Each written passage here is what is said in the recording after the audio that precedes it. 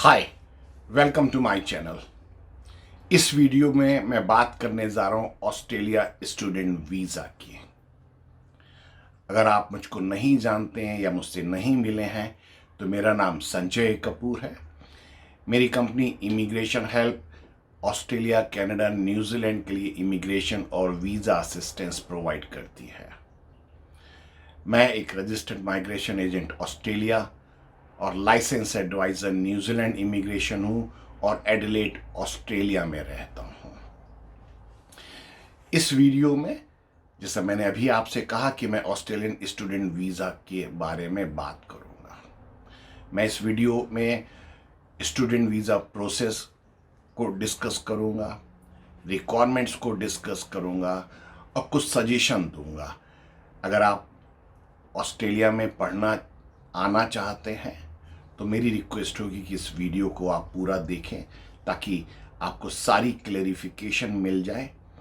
अगर आप Australia, Canada, New Zealand से रिलेटेड रेगुलर इमिग्रेशन अपडेट्स चाहते हैं तो मेरे चैनल को सब्सक्राइब करिए ताकि आपको जब भी मैं कोई नया वीडियो लॉन्च करूं तो आपको पता लग जाए। मैं उम्मीद करता हूं कि ये वीडियो आपको काफ़ी फ़ायदेमंद साबित होगी। तो चलिए शुरुआत करते हैं ऑस्ट्रेलिया स्टूडेंट वीज़ा की। Australia student visa process. तो शुरुआत मैं इस वीडियो की करना चाहूँगा ऑस्ट्रेलिया स्टूडेंट वीज़ा प्रोसेस से। इसमें मैं एडमिशन प्रोसेस को भी कवर करूँगा। तो मैं admission as well as student visa की जो लॉन्चमेंट की प्रोसेस है उसको दोनों को मिक्स कर रहा हूँ। तो पहले शुरुआत करते हैं एडमिशन प्रोसेस की। तो अगर आप ऑस्ट्रेलिया में पढ़ना चाहते हैं, चाहे वो डिप्लोमा के लिए आप आना चाहते हैं या बैचलर के लिए या मास्टर के लिए, इस वीडियो में मैं पीएचडी का डिस्कशन नहीं कर रहा हूँ। ये वीडियो जो ऑस्ट्रेलिया में डिप्लोमा लेवल या मास्टर या बैचलर के लिए आना चाहते हैं उनके लिए ये वीडियो मैं बना रहा हूँ। तो सबसे पहली बात कि अगर आप डिप्लोमा के लिए आना चाहते हैं तो आपने 12th क्लास पास आउट कर रखा है। अगर आप बैचलर के लिए आना चाहते हैं तो भी आपने 12th पास आउट कर रखा है। अगर आप मास्टर के लिए आना चाह रहे हैं तो आपके पास बैचलर लेवल की क्वालिफिकेशन ऑलरेडी अवेलेबल है। सबसे पहला स्टेप है कि अगर आप ऑस्ट्रेलिया में पढ़ने आना चाहते हैं और इंडिया, पाकिस्तान, बांग्लादेश, नेपाल कहीं से भी आप आ रहे हैं नॉन इंग्लिश स्पीकिंग कंट्री से, तो सबसे पहले आइल्स की तैयारी आप शुरू करिए या पीटी एकेडमिक की तैयारी शुरू करिए। आज की डेट में पीटी एकेडमिक बच्चों को इजी लग रहा है क्योंकि कंप्यूटर ऑपरेटेड टेस्ट है, रिजल्ट जल्दी आ जाता है, अच्छे रिजल्ट आ रहे हैं। तो आप किसी भी इंग्लिश टेस्ट की तैयारी करना शुरू करिए। ये पहला स्टेप है। और अगर आप अभी 12th कर रहे हैं या बैचलर के फाइनल ईयर में हैं तो भी आप अभी से इंग्लिश टेस्ट की तैयारी शुरू कर दें ताकि आप जब पास आउट होके निकलें तब तक आपके पास रिक्वायर्ड इंग्लिश टेस्ट का रिजल्ट होना चाहिए। अगर ऐसा होता है तो आप काफ़ी समय सेव कर लेंगे।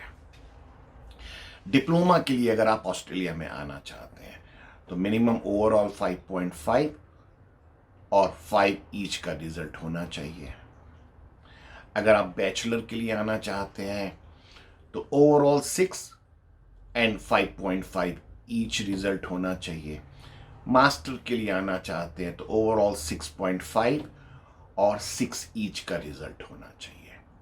मैं आपको ये बताना चाहूँगा कि कुछ यूनिवर्सिटीज़ की अलग रिक्वायरमेंट्स है। तो किसी यूनिवर्सिटी में अगर आप बैचलर के लिए अप्लाई कर रहे हैं और आपके ओवरऑल 6 हैं, 2 सेक्शन में 5 ईच है, तब भी एडमिशन मिल जाता है।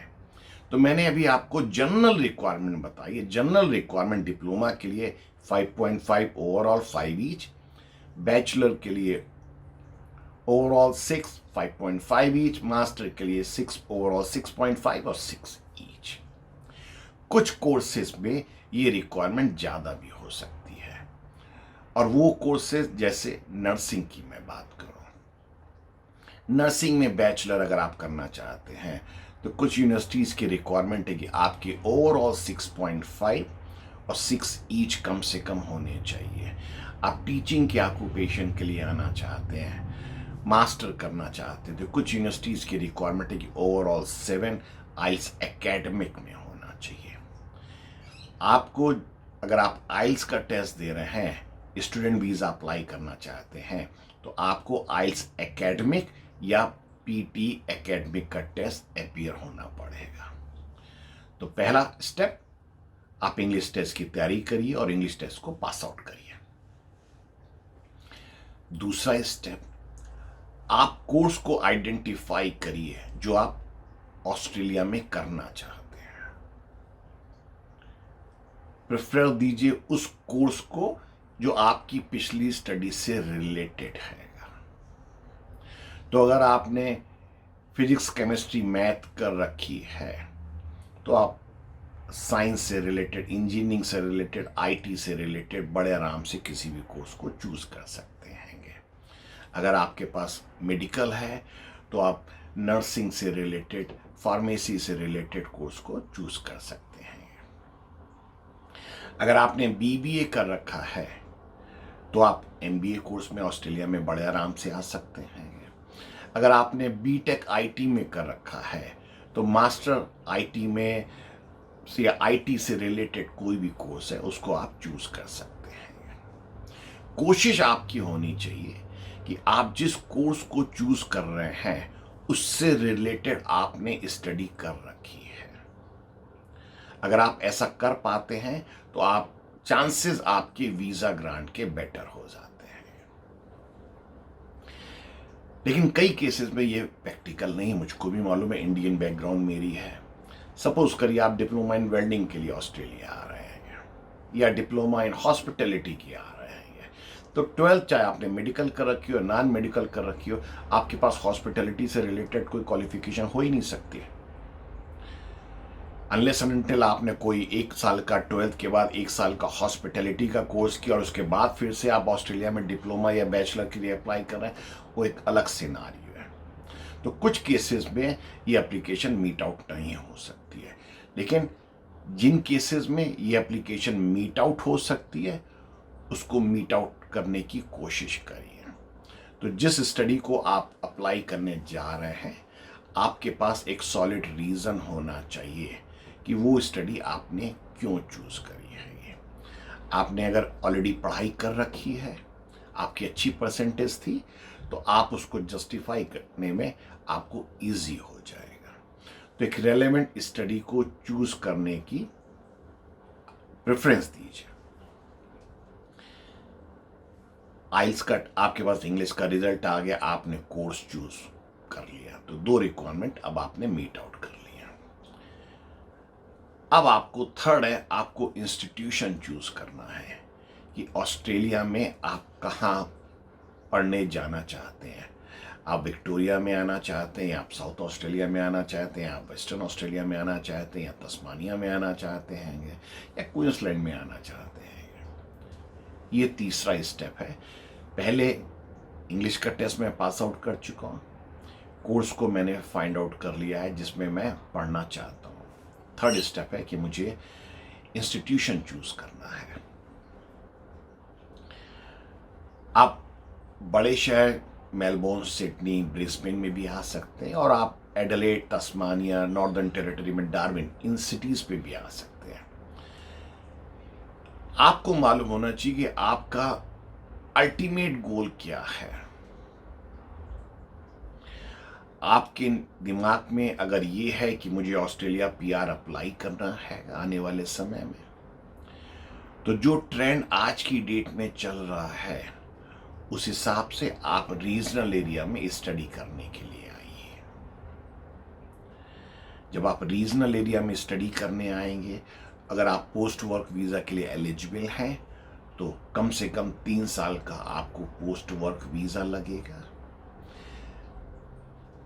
स्टडी करने के बाद अगर आप अपने प्रोफेशन से रिलेटेड जॉब कर रहे हैं तो हो सकता है उस स्टेट में आपको स्टेट स्पॉन्सरशिप मिल जाए।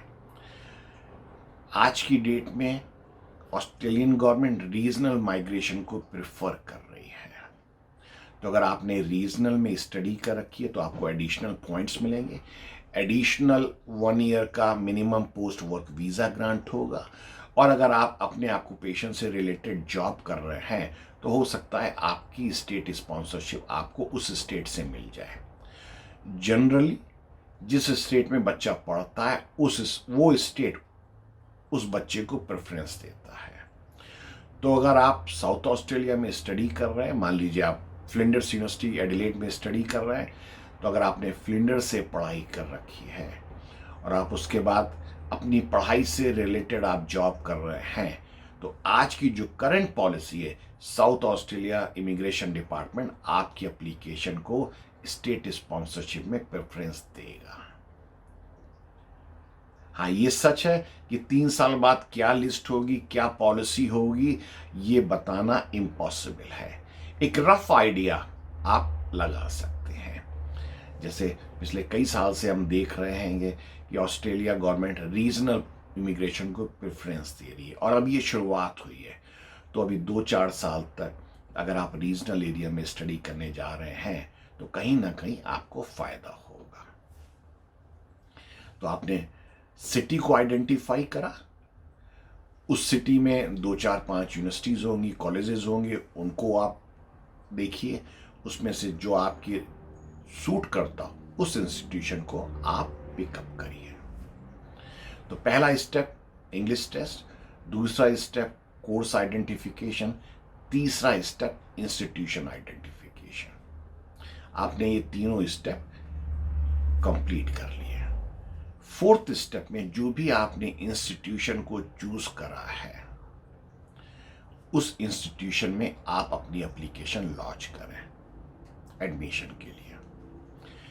मेरी सलाह होगी कि आप कम से कम 2 इंस्टीट्यूशन जरूर लॉन्च करें, जरूर एक्सेप्ट करें, और 2 इंस्टीट्यूशन में आप अपनी एप्लीकेशन लॉन्च करें अपने चूजन कोर्स में। ऑन एन एवरेज आज की डेट में 15 से 45 दिन के अंदर यूनिवर्सिटी या कॉलेजेस, मैं प्राइवेट कॉलेज की बात नहीं कर रहा हूं, मैं गवर्नमेंट कॉलेजेस की बात कर रहा हूं, लेते हैं। अगर उनको आपकी प्रोफाइल सूट करी तो आपको एक ऑफर लेटर मिल जाएगा। आपको मेक श्योर करना है कि जब आप किसी भी कॉलेज में या यूनिवर्सिटी में अपनी एडमिशन अप्लाई कर रहे हैं तो आप अपने एजुकेशनल डॉक्यूमेंट सबमिट करिए और एक बहुत अच्छी SOP, जिसको हम स्टेटमेंट ऑफ पर्पस कहते हैं, एक स्टेटमेंट ऑफ पर्पस बनाइए और सबमिट करिए एजुकेशनल इंस्टीट्यूशन को। आपको स्टेटमेंट ऑफ पर्पस में जस्टिफाई करना है कि जो कोर्स आपने पिकअप करा है वो आपके फ्यूचर प्लान से कैसे रिलेट करता है, जो यूनिवर्सिटी आपने चूज करी है उसमें क्या प्लस पॉइंट थे जिसके बेसिस पे आपको लगा कि मेरे लिए राइट इंस्टीट्यूशन है।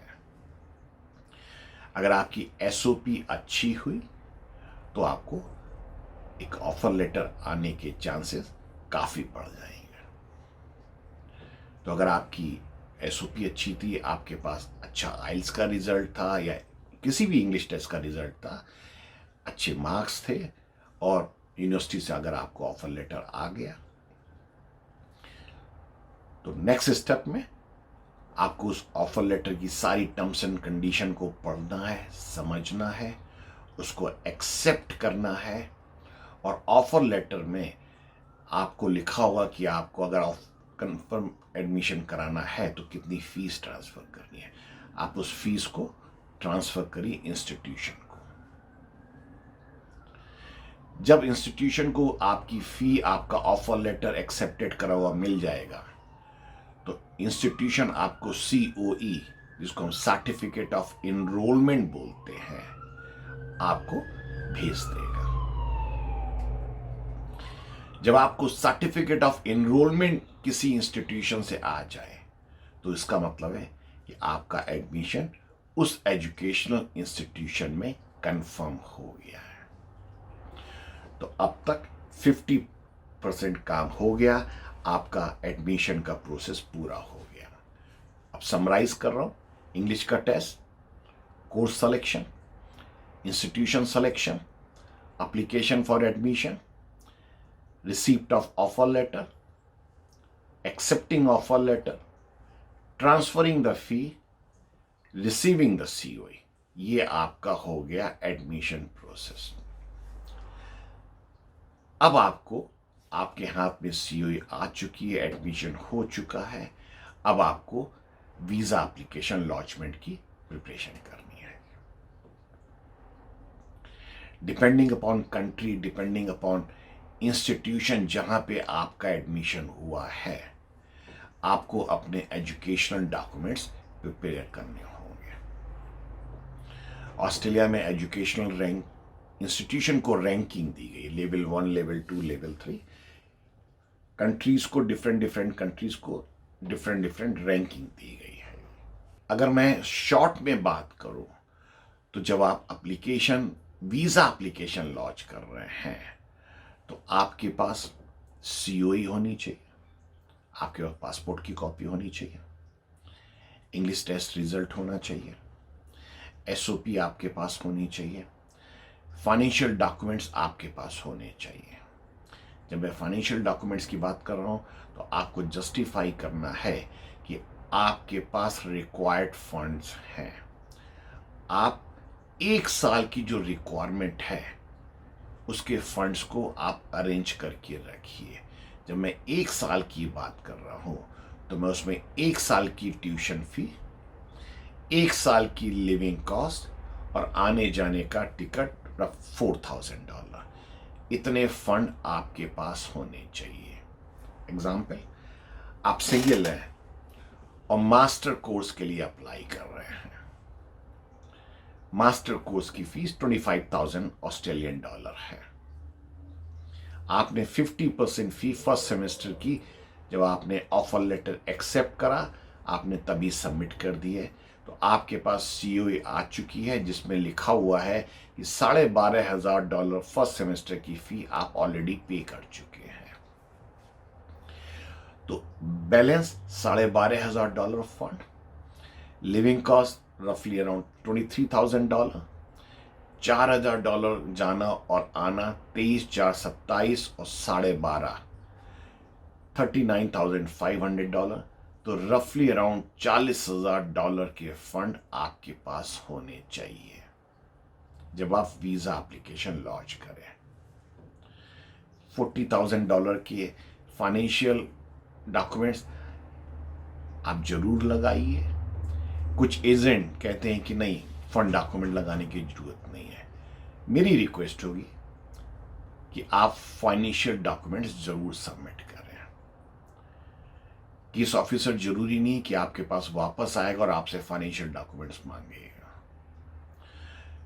आपको कोशिश करनी कि जब आप वीजा एप्लीकेशन लॉन्च कर रहे हैं तो आपने डिसीजन रेडी एप्लीकेशन लॉन्च कर रखी है, आपने सारी रिक्वायरमेंट्स को मीट आउट कर रखा है, सारे एविडेंसेस वीजा ऑफिसर को दे रखे ताकि वीजा ऑफिसर आए, आपके डॉक्यूमेंट्स चेक करे और वीजा एप्लीकेशन पे डिसीजन ले सके।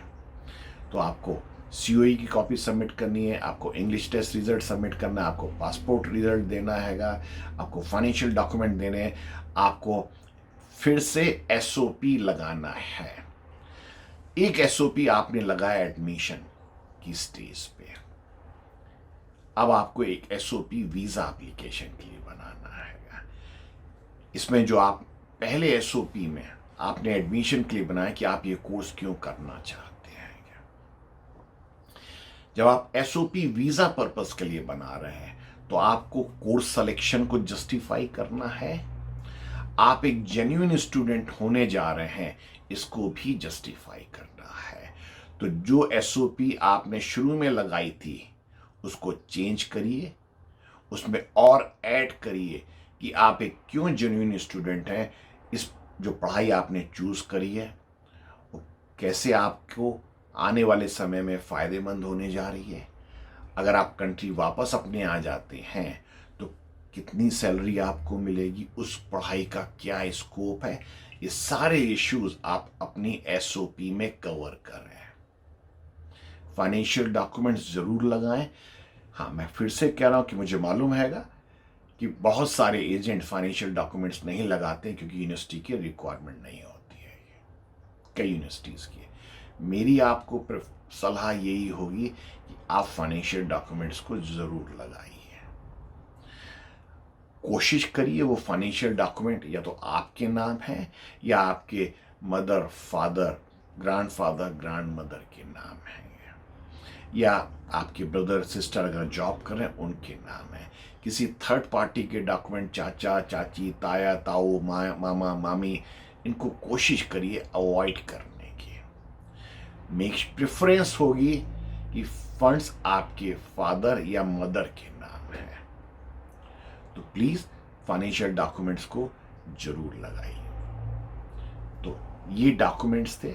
जब ये डॉक्यूमेंट्स आपने कलेक्ट कर लिए हैं, वीजा एप्लीकेशन लॉन्च करिए। आप जब भी कोर्स सिलेक्शन होने वाला, कोशिश करिए कि उससे 2 से 3 महीने पहले तक आपने एप्लीकेशन में आपकी एप्लीकेशन स्टूडेंट वीजा की लॉन्च हो चुकी है।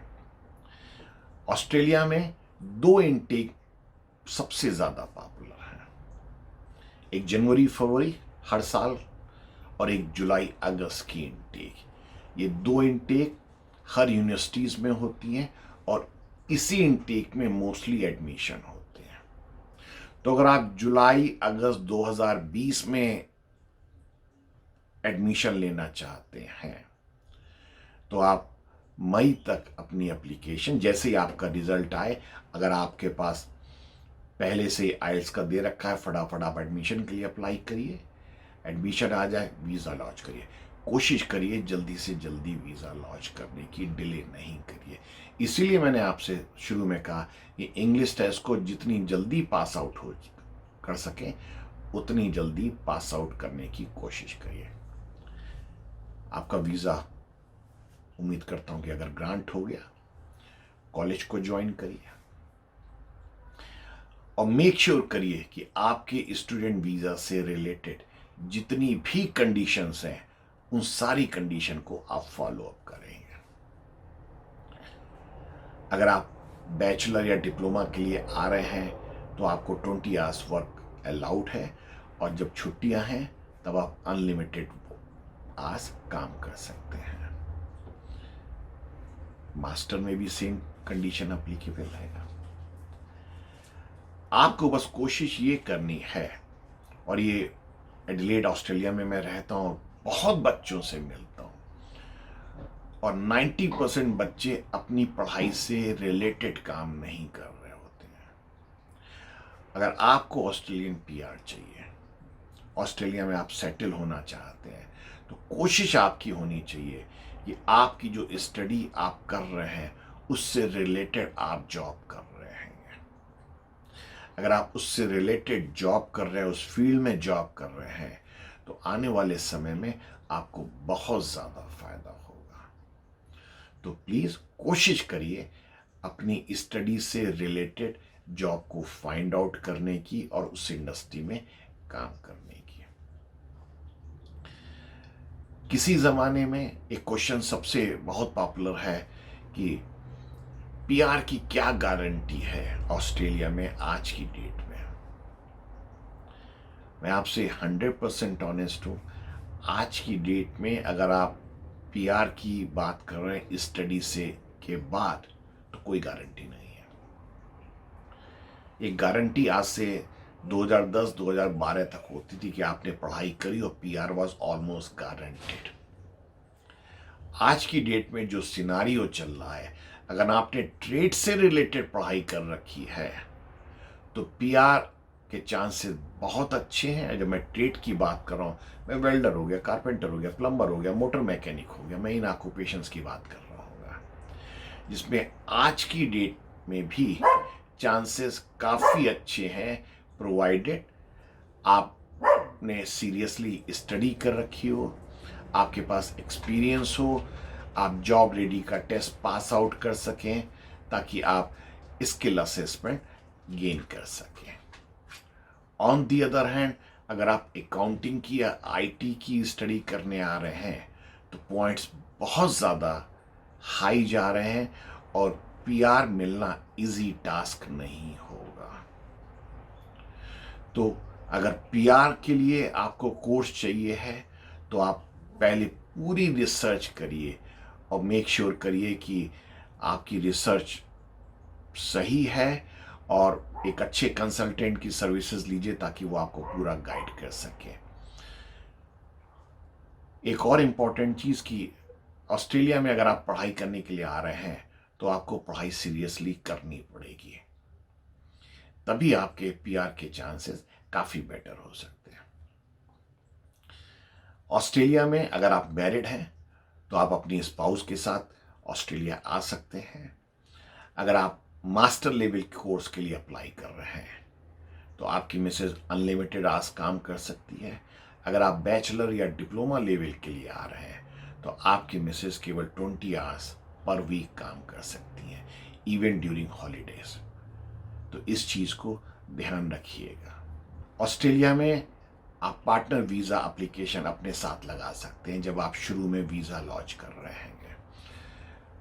आपके पार्टनर को भी फ्रॉम द डे वन जब आप इस पढ़ाई शुरू कर लेते हैं वर्किंग राइट मिल जाएगा। तो ये ऑस्ट्रेलिया का एडवांटेज है कनाडा के स्टडी वीज़ा से रिलेटेड कि ऑस्ट्रेलिया में from the day one you can apply for your spouse partner visa, dependent visa जिसको स्टूडेंट डिपेंडेंट वीज़ा मैं बोलूँगा, आप from the day one apply कर सकते हैं। आइल्स की रिक्वायरमेंट शुरू में जैसे मैंने कहा diploma 5.5, bachelor 6, overall 5.5, master overall 6.5 और 6 ईच। ये आइल्स की रिक्वायरमेंट है।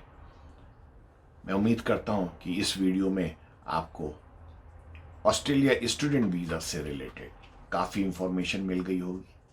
अगर आप ऑस्ट्रेलिया में पढ़ना चाहते हैं और एडमिशन या वीज़ा से रिलेटेड आपको मदद चाहिए तो आप मेरे से टच में आ सकते हैं। मेरी कॉन्टैक्ट डिटेल्स इस वीडियो में आ रही है, आप मुझे व्हाट्सअप कर सकते हैं, आप मुझको ईमेल ड्रॉप कर सकते हैं। Thanks for watching. I hope this video will help you. मैं आपसे फिर मिलूंगा एक नए वीडियो के साथ। Thank you.